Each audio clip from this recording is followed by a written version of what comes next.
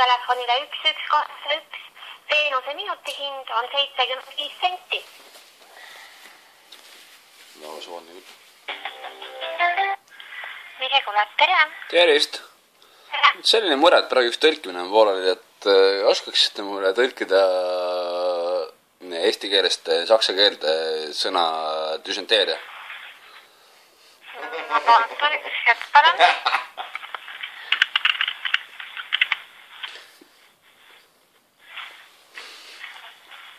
No iga vist väga ei oska, ma pakun küll. Või nagu mida nagu teha siukses olukorras, ma nagu vaatasin, et sakslastel on nagu kõige rohkem nagu abinõusi. Mul on 2 päeva on düsenteeria juba kallal. Ma ei oska mitte midagi enam teha. Ma praegu vaatan selle tõlkim. Nii. Aga ei tule midagi välja, see on täpselt samamoodi. Mine puit. Te ei oska ise nõu anda, mul on 2 päeva maganud poti peal, pask on lahti. Tere, kus ma tera putsi, kus ma on tera Aga suitsu? ma ei oska niimoodi öelda, sellepärast, et Google ei näita kahjuks.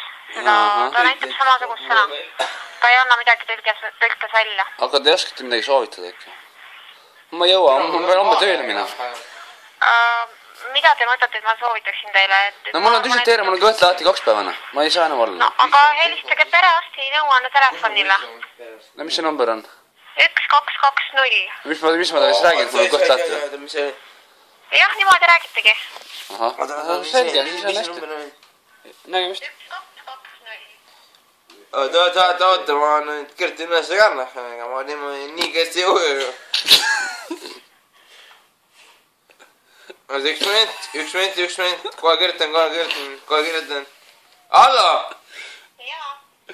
See on lühinumber 1220. Võib-olla jääb meelde. Jaa, 1220 on väga hea number, see on normaal. Nüüd hakkas, oota, kuidas see oli? See oli 2 kaupa oli parem. Ei, 1220. 1220? Jah. Aitäh teile! Jaa, palun. Kena võtad, mul sõbrale ei meeldi. Kus see minu ümber on siis? Eriseks hinna järgi, et teil on pasenteer. Tuleb abi saama. Ei no, kus see minu ümber on siis? Okei. Ma olin teenimine. Üks kahest saad ka putsi. Oi, aga seda võiks siis kinni panna.